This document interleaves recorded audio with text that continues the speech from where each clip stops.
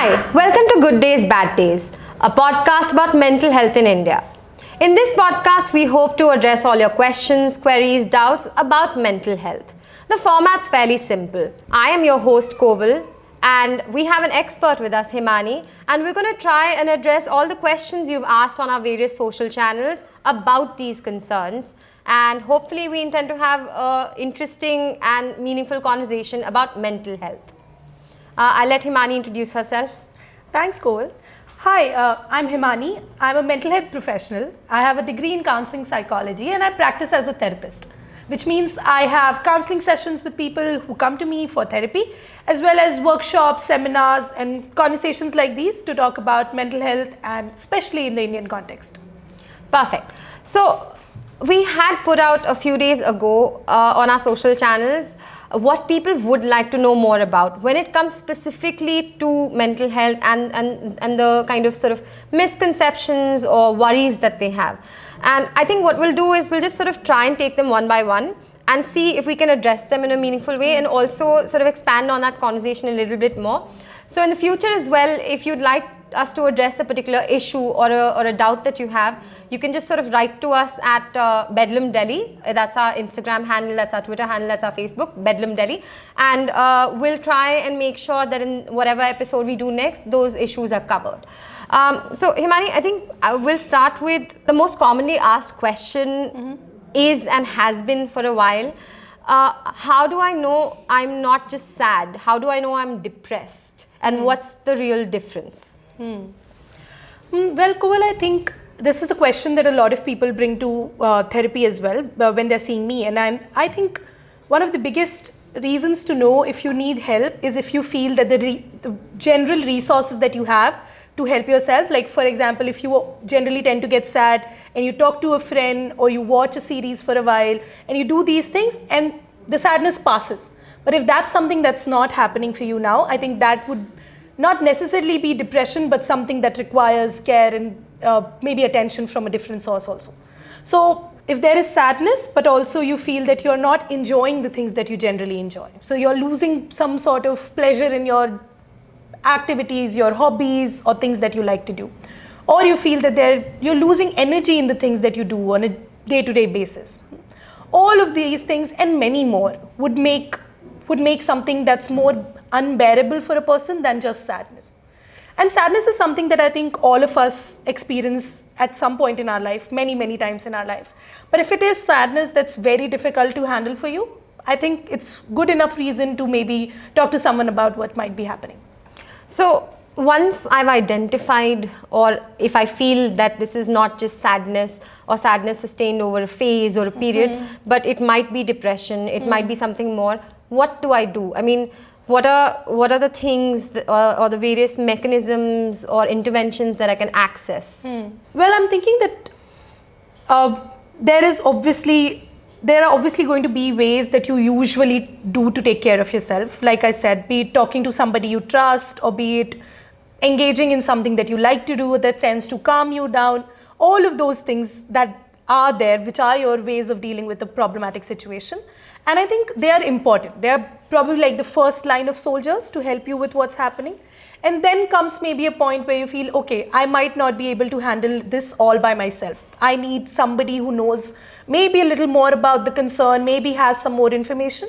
And that's a point at which you can reach out to a mental health professional. And there are so many different types of mental health professionals that you could reach out to.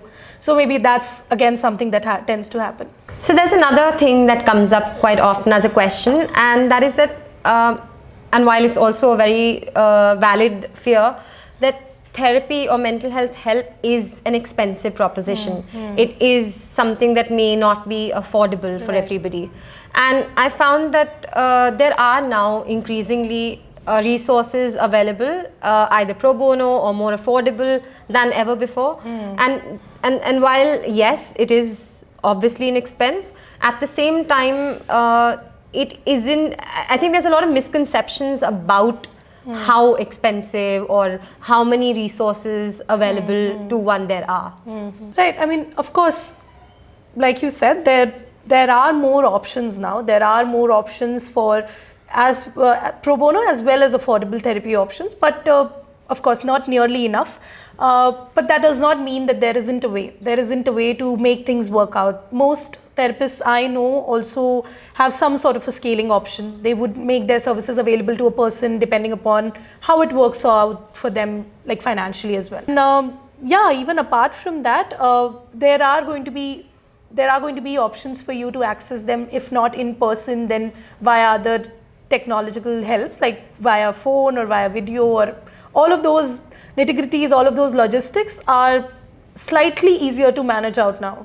Yeah, and I think there's this other thing that happens because of how mental health is perceived, which is that I may be willing to spend a similar amount on a general practitioner or a specialized doctor, like a clinical doctor, or even a dentist. But the same fee or the same expense when it comes to mental health is something that I'm not entirely comfortable with. And that is because it's not seen as an essential. It's not seen as a significant thing as much as, say, a medical immediate intervention is. Which is obviously, I mean, it's not the best way to look at it, because it can, I mean, we're trying to address everything from immediate and urgent issues to just improving the quality of life. Right. And yeah, so I think there's also definitely a function of perception. But that said, I mean, there's so many layers in terms of privilege, in terms of accessibility, in terms of geographical location,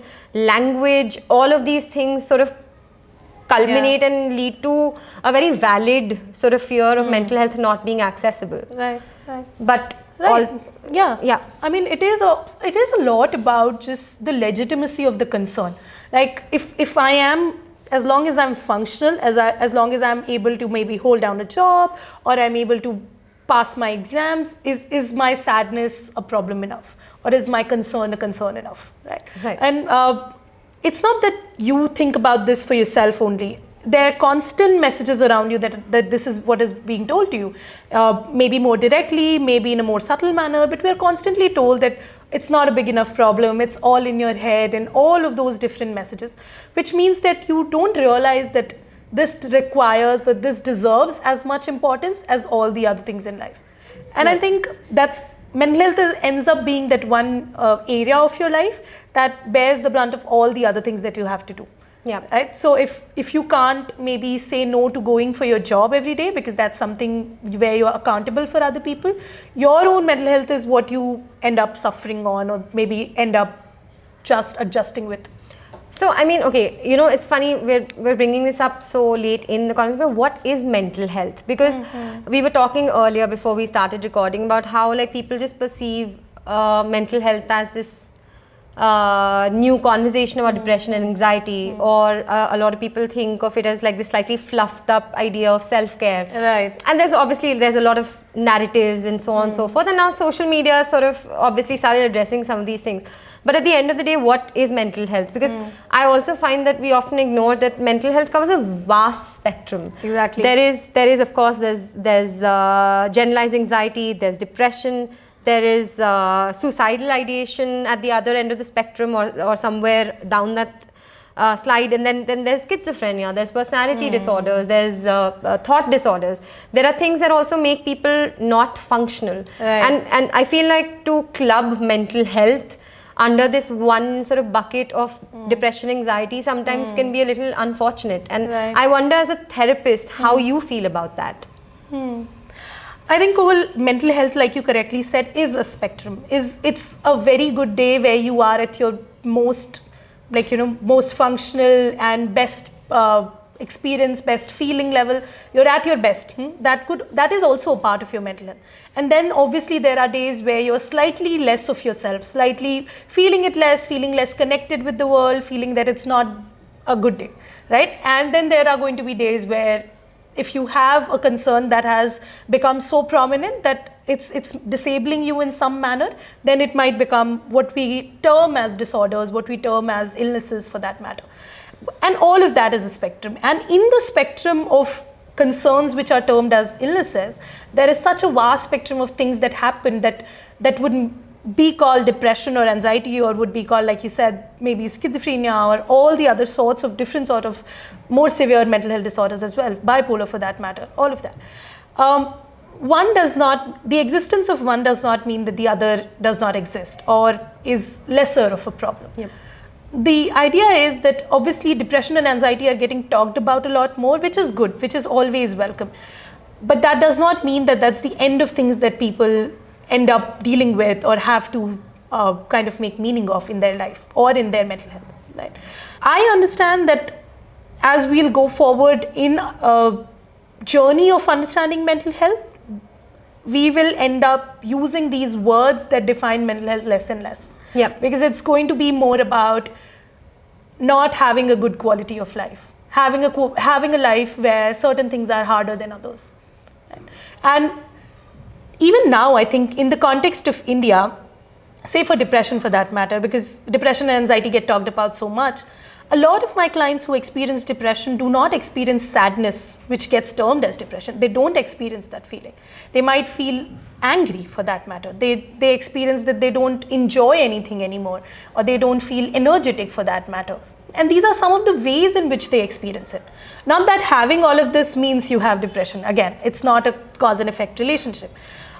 Similarly with anxiety, for some people, they might not feel anxious as the way anxiety is portrayed, that your heartbeat is going up or you're getting flushed. None of that is happening. You're just feeling very irritable in your relationships, or you're feeling what you'd call insecure, or you're feeling like you need a lot of reassurance. It might look very differently for very different people. And I think as a practitioner, it's more important for me to focus on this. Yep. How are you subjectively feeling this? What is happening in your life? Rather than caring for what term medically or diagnostically I would try to put on it. Got it. Okay, that's fair enough. Yeah. So I think another question that's come up again repeatedly when we asked people to send in their doubts was family. Now, in my experience, family can often be a massive source of mental health issues. Right. Of course, it's where a lot of things stem from. But also it becomes sort of like often an impediment in seeking help. Because a lot of people, especially obviously younger people who may not have their own employment and financial resources, their biggest concern is, how do I tell my family that I need help? And if I don't, then how do I manage? Because then you're feeling isolated, or if you're lying about it, and there's this added stress of being discovered. So I mean, how does one even address that in a country like India, where your families often do control and dominate your day-to-day life? Right. I agree that it is very hard to talk to family about mental health if you feel that it's not a safe space. If you feel these are not the people I would go to with my everyday troubles, then mental health becomes like an added burden. And like you said, especially if you're not financially independent, because you can't access services for yourself. And a lot of programs around affordable therapy come from this place. They understand that you might have no or very limited resources, and how can we use them? So for someone, like we were chatting before, for someone who can't step out of the house, maybe an option of a telephonic session is a boon in that situation, right? It might not resolve their problem that they don't have the independence to get out of the house, but it might get them the help to deal with that situation for a particular amount of time, of course, without feeling very helpless. And likewise, I think Skype and video based. Yeah, video or any, depending upon what sources we have. Right. And I mean, telephone is supposed to be the least glamorous of these resources, but even that could be a lot of help when nothing else is available. Right. And when it comes to discussing it with family or sharing it with family, I think again, I feel I end up taking the same route, that talk about what is not okay rather than calling it a name. Because names have a lot of value. Words end up being very scary. They have so much taboo around it. Yep. The moment you say I have a mental health concern, the moment you say I have depression, I have anxiety, there is certain legitimacy to it also, but then also there's a place where people might end up using it as a label to define you. Sure. And both of those things come hand in hand. For some people it's empowering, for some people it's more challenging when you put a word to it. So gauge how your family reacts to it. If you feel that giving it a name will help them see it as more of a problem, more of a legitimate problem, use that. If you feel that that might scare them into not being open to this more, use what's happening. Say the fact that I'm not able to concentrate at work, and I'm not able to function, or I'm feeling like crying all the time, whatever it is that's happening to you. Right. All right, that's a good way to go about it. And I think the fact that there are now more resources telephonically or through technology available just makes it, especially if independence and finance is an issue, just makes things a little better. Right. And the hope is that these resources keep increasing with time, right? I mean, that's what we're going for. Right. And I've had clients who have used very creative ways to deal with a situation like this. Like, they would leave a book about, say, a mental health, like very near their parents or on the table somewhere, and just hope that they understand, or casually pass on articles on the family group on WhatsApp or something like that, and just hope that, okay, maybe this will end up helping them understand me better. Right. So all of that. Yeah, I think, that's a really great thing to hear, because it is literally the first question that comes up every time we put it out. How do I tell my family? What do I tell my family? And so on and so forth. And it just feels really sort of, and I've been seeing this question being asked over the past 6-7 years, and I think over the past 6-7 years there are more answers. Even just in the past few years alone, there are definitely more solutions and answers to that question. Right. And that's a good sign. That means that people are going to have more access and more options going forward. And on that note, we will keep doing more of this. We will record more episodes. We will continue to host events and workshops. Trialogues still happen at Bedlam regularly. You're more than welcome to sign up and attend. We will keep inviting people who actually know what they're talking about, like Himani here. And the idea is to address all your questions, concerns, doubts, whatever you have, to try and offer more perspective, more expert advice, or whatever you want to call it, so that there is a slightly deeper conversation about what mental health is at the individual and the community level. And end of the day, we're going to have good days, we're all going to have bad days, and that's just how things are. And we can work towards making things more bearable. Thanks for watching our first episode of Good Days, Bad Days. And this was Himani with us, and I'm Koval, and we'll see you soon. Bye-bye. Bye.